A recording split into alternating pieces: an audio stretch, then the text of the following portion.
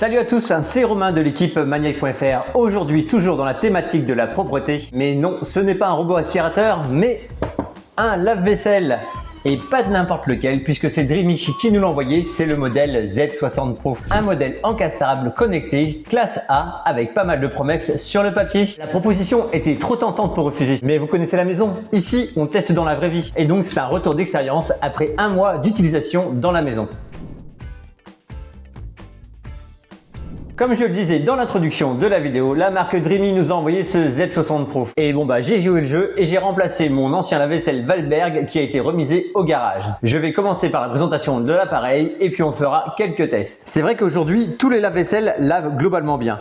Là où ça se joue vraiment, c'est dans les détails. Les zones mal lavées, la consommation et le confort au quotidien. Et d'après la fiche technique, c'est exactement là-dessus que ce modèle essaie de faire la différence. On est sur un lave-vaisselle encastrable, donc une fois installé, il est complètement intégré dans la cuisine, les commandes sont cachées et vous avez une projection sur le sol lorsqu'il est en fonctionnement. L'installation de ce lave-vaisselle est classique, mais avec la contrainte de la façade intégrable à monter. Vous avez un gabarit qui est fourni, donc il est en anglais, faut suivre les petits perçages, donc c'est assez simple, faut prendre son temps et ça se fait assez bien. Ensuite, raccordement à l'eau avec un petit boîtier Aquastop anti-fuite.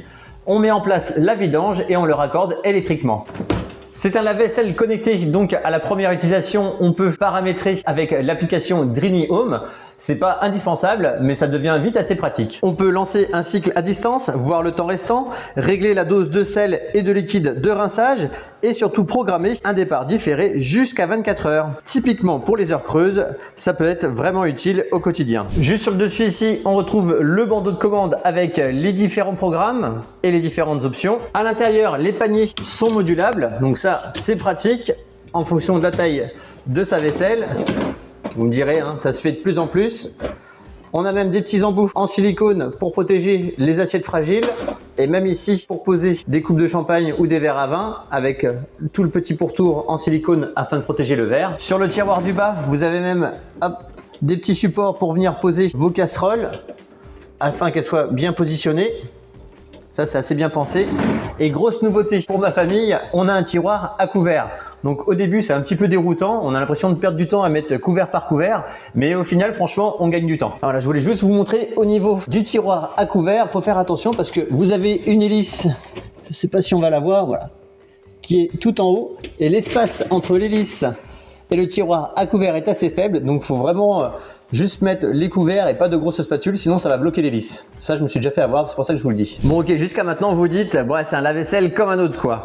Mais Dreamy a mis au point un système Hydraflow 360 degrés avec pas moins de 5 bras de lavage qui vont pulvériser et travailler tous ensemble pour envoyer de l'eau dans toutes les directions. Donc, on regarde les 5 bras. On en a un grand ici, la deuxième au milieu, deux petites sur les extrémités, plus une grande sur le dessus. Et surtout, on a le système FlexSwing avec des buses rotatives. Les petites ailettes peuvent osciller sur 25 degrés. Et du coup, au quotidien, ça change quoi par rapport à un lave-vaisselle classique qui va toujours taper au même endroit? Ici, ça bouge légèrement et du coup, ça va couvrir plus large. Et on gagne environ 30% de surface de pulvérisation. Résultat, vous avez moins de zones oubliées, surtout dans les coins ou quand la vaisselle est mal placée. À ça s'ajoute une zone à l'arrière avec une pression renforcée qui améliore encore la projection d'environ 15%.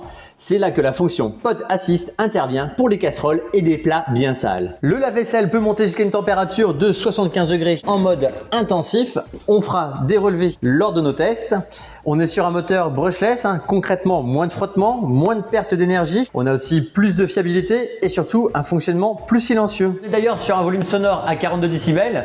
Clairement, la nuit, il s'est oublié. Là, il est en train de tourner. Je ne sais pas si on va l'entendre à la caméra, mais le bruit est contenu. Franchement, c'est quand même plus agréable d'avoir un lave-vaisselle silencieux, surtout quand sa chambre est à côté. En termes de lavage, mode automatique, j'ai pas vu de grosse différence avec mon ancien lave-vaisselle, mais c'est surtout sur le mode intensif où j'ai vu que là, il apportait une grosse plus-value. On peut récupérer des plats bien encrassés, les poêles, les bols, les assiettes, enfin vous connaissez. Mais c'est vraiment pas un test d'aujourd'hui où je l'ai déballé, je l'ai mis en place. C'est vraiment un lave-vaisselle que je teste depuis un mois et qui va d'ailleurs rester ici en place à la maison. Côté séchage, on est sur un double système.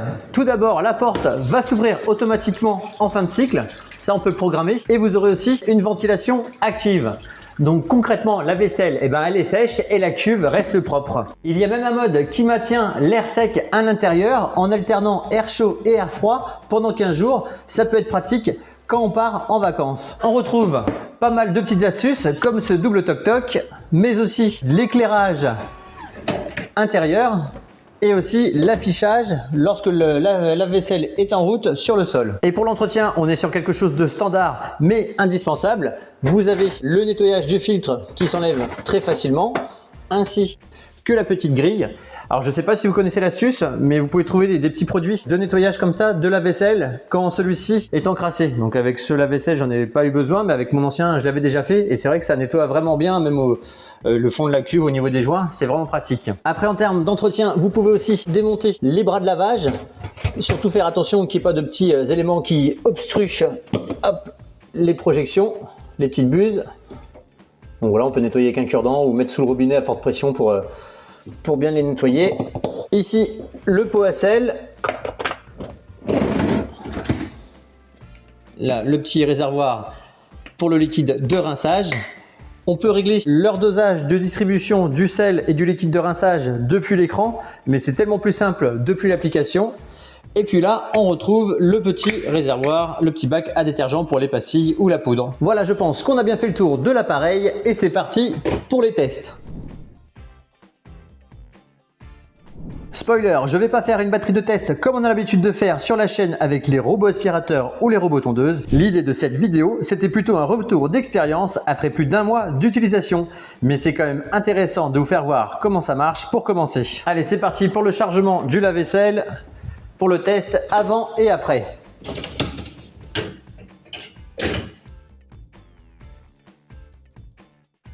Pour ceux qui voudraient suivre la notice, normalement votre lave-vaisselle doit être rangé comme ça. Alors attention à ce qu'il y aura inspection. Moi j'ai jamais rangé un lave-vaisselle de cette manière, c'est vraiment militaire. Hein.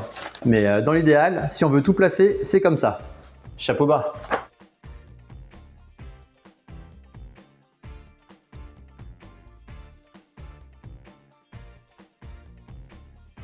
Donc pour rappel, hein, vous avez le petit support à pied hein, pour les verres à bière, les verres à vin en bas.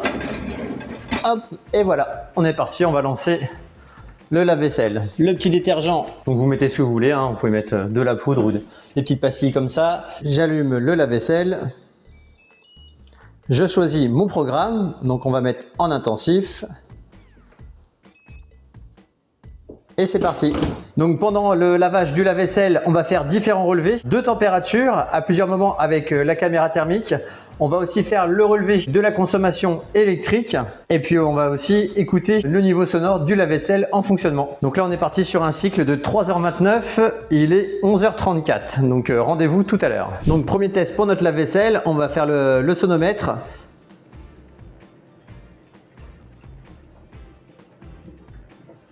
Donc il oscille bien entre 46, 42, 40, ça dépend des petits bruits qu'on entend à l'intérieur du lave-vaisselle, mais il est vraiment très silencieux. Hein. Moi j'ai ma chambre qui est juste à côté, franchement on le fait tourner la nuit, il n'y a aucun souci. Hein. Là il vient tout juste de commencer sa phase de chauffe, et vous voyez on est à 1,8 kW. De toute façon le compteur était à 0 aujourd'hui, donc en fin de cycle on verra la consommation totale pour un cycle de lavage complet en intensif. Allez, on fait un petit contrôle à la caméra thermique pour mesurer la température dans le lave-vaisselle. Donc là, on est en mode intensif, on devrait avoir 75 degrés.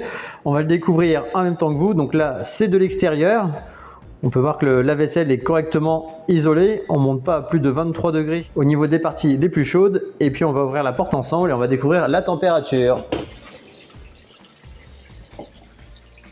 Donc là, ça affiche 60, on a 75, mais bon, forcément, c'est normal avec les déperditions. Hein, donc on est déjà quand même à 60 degrés. Donc voilà, bah, la promesse est tenue. Hein, les 75 degrés, ça va être sorti de corps de chauffe. Donc là, on arrive à 60 degrés dans le lave-vaisselle. C'est une très bonne température. On peut voir déjà l'effet au niveau du plat, des assiettes. Et il nous reste encore 2h55, donc le cycle vient juste de commencer. Le lave-vaisselle a bientôt fini son cycle de lavage. Il va lui rester après 1h15 de séchage. Normalement, la porte ne devrait pas tarder à s'ouvrir. En attendant, je vous montre la consommation en veille. Donc on est sur du 2 watts et aujourd'hui, il a consommé 1,5 kW. Donc c'est vraiment raisonnable. Et on va attendre l'ouverture de la porte et on va mesurer le séchage à l'intérieur de celui-ci, sachant qu'il restera encore 1h15 pour finir de bien sécher les petites traces d'humidité restantes. Donc voilà, la porte s'ouvre, on voit la buée qui s'échappe et on va contrôler à l'intérieur la température et on va bien le laisser finir de sécher pour constater l'état de la vaisselle au final. Donc voilà, à la caméra thermique, hein, les températures les plus hautes, on est à 70 degrés, 68. Allez, on va laisser finir le séchage et on revient dans 1h15. Alors ça y est les amis, on arrive à la fin du cycle de lavage et de séchage de ce robot aspirateur, j'allais dire non, de ce lave-vaisselle Z60 Pro de chez Dreamy. On va constater ensemble la qualité du lavage. Je sais pas si vous allez bien voir à l'écran, hein, mais le plat de tout à l'heure, il est propre. Je découvre en même temps que vous, hein, ça va être la surprise si jamais il reste des traces. La poêle, elle est propre aussi.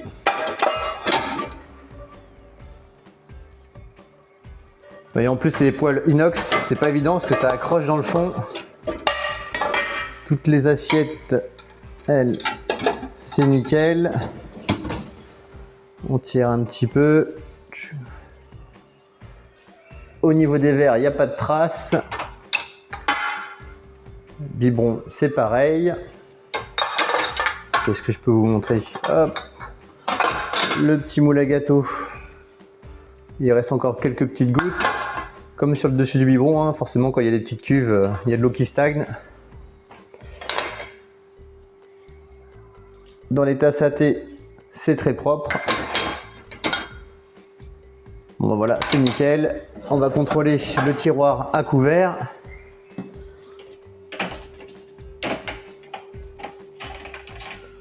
Bon, tout est parfait, hein. Moi j'ai regardé tout à l'heure, hein, au niveau de la consommation électrique, donc 1,6 kg, ça fait en gros 35 centimes pour un cycle complet en intensif. La cuve, tout est propre. Donc voilà un petit peu le résultat de lavage avec ce Dreamy, c'est parfait.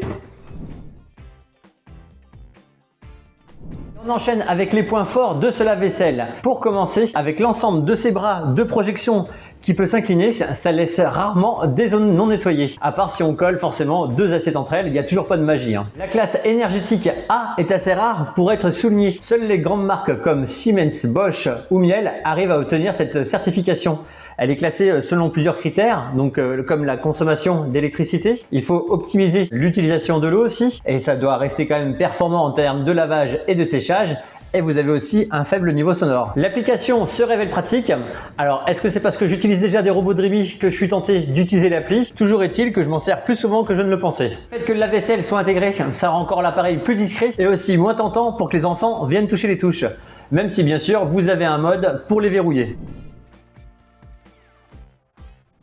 Bon, tout n'est pas rose, hein, on n'est pas au pays des bisounours non plus. Pour être tout à fait honnête, je m'attendais à la Rolls-Royce des lave-vaisselle en le recevant.